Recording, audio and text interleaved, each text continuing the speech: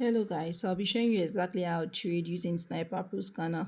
So why I walk you through, let's go. So first of all, you need to change your location. Once you log into your website, I'm using my laptop now, so this is how it should be like on your laptop. Once you log into your laptop, just go to the home page, click on Scanner. So once you get to Scanner, make sure your location is where you live.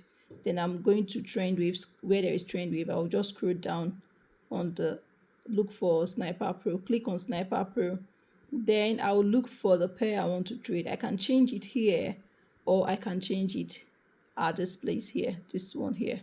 But I just like changing it from here because I just trade just two pair, gold or silver. Those are the pairs I trade. So I'll just click on the where there is indices now. That's telling you the instrument you're trading. Click on the drop down, scroll down to commodities. So gold is on commodities.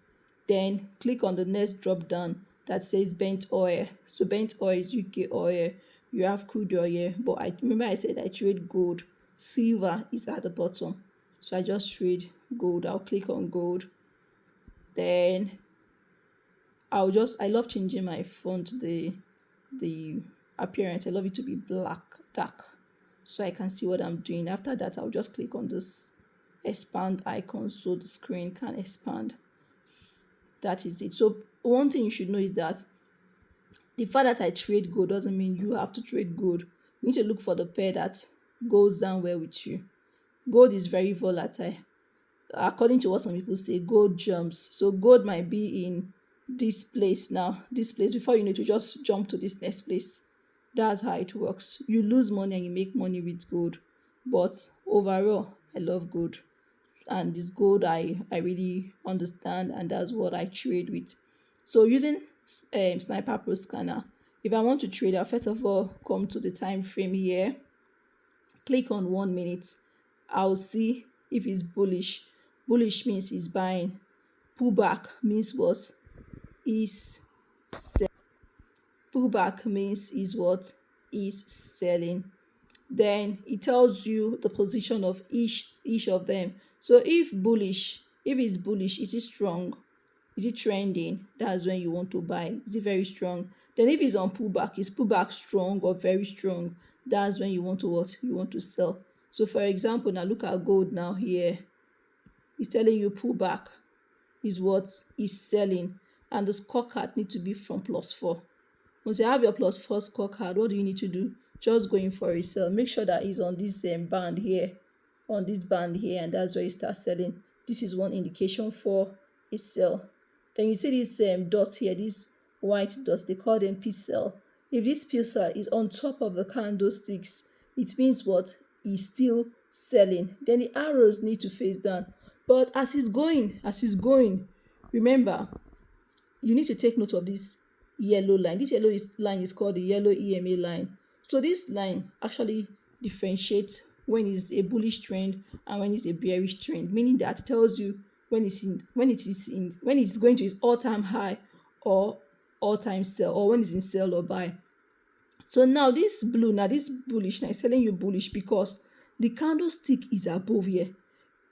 Maybe as I'm doing this video, if the candlesticks dropped below this yellow line, you see that this bullish now will turn to bearish. So having that in mind, I will just take my trade here. I'll just put my TP. I don't really put TP that much. I'll put my TP and SL. As soon as I get profit like this, I'll move my SL to close some profit. So if you have small account, that's what you do. Move your SL to close some profit so you don't end up losing the whole thing. See, did you see? Because of this golden EMA line, that's why this blue arrow is showing you that it wants to go up. But I'm not sure it's going to go up that much. Let me tell you why. First of all, I look at the volume. When I see a trade like that, I look at the volume. The volume for a buy is 49.3%. The volume for a sell is 43%, 63%. So the volume for the sell is more than the volume for a buy. So I know this little push to the upside will not stay long. At the end of the day, gold is going to sell. Then after checking my confirmation on 1 minute, what do? I go to 3 minutes. I'll check. Where is the volume coming from? Then I'll go to 5 minutes. I always stop at 5 minutes anyway. Sometimes I go to 15 minutes. I always check for the volume. Where is the volume? Now I have indication here telling me that gold is going to sell plus 8. Plus 8 is a very strong indication for a sell. Then I would go to 15 minutes. I would see if it's saying the same thing or otherwise. So from 15 minutes, it's telling me that the volume for a sell is high than the volume for a buy. So now I've gotten a good confirmation that gold is going to sell. Then now remember I said my entry is on 1 minute. I'll come to 1 minute now. I will check this snake now at the bottom. Is this snake red or blue? That's one thing I need to take note of. Then I would like to enter the trade when this D is at the top, when this divergence is here, and when this snake is red. So I will get into the trade. I know that's a very good entry point for me. Then you see these broken lines here. These broken lines are called trend lines. If these trend lines are red, excellent. As in, that's like you don't have 100% in trading, but that's like 90% that this gold is going to sell. So that's how I sell. So if, for example, as I'm on the trade now goes back on negative, I'll still go back now to my higher time frame and see what it's saying. If they're still giving me strong indication for sell, I will still hold on to my sell. I will still hold on to my sell because I know it's going to sell. So that's how I trade. And one thing again I want to bring to your attention is you see these lines here, this line here, and this line here. They are zones, they are banking levels, and gold respects this banking level a whole lot. So if it comes here, if it comes to this banking level, it breaks it. That means the next banking level is here. If it breaks it, the next banking level is here. But if it doesn't break this banking level, it means that it will go back to this level. So that's why it is good for you to be trailing your stop loss when you are on this trade, except like you are 100% sure that this trade is going to go down or you want to hold the trade for a very long time. Then there is no need for you to start moving your stop loss. Do you get? So I personally, I hold trade a whole lot. The trade might be on negative, but I'll hold that trade. At the end of the day, I'll close in positive because I'm building my skills on how to be more patient while holding trade. Many of us, we lose trade because we don't know how to hold trade. We are in a hurry. So don't be in a hurry. So now, if you can, this is just the simplest way I can explain it to you.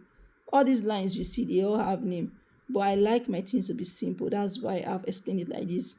But if you have any question you don't understand, just you know what to do. Just ask me any question you want to.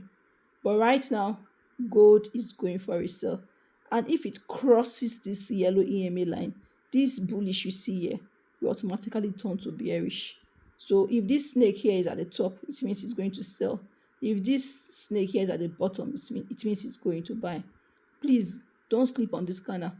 Go and practice this thing I've just mentioned with any currency pair you want to trade and tell me how it works. Me, I'm a gold and silver lover. So those are the pairs I trade.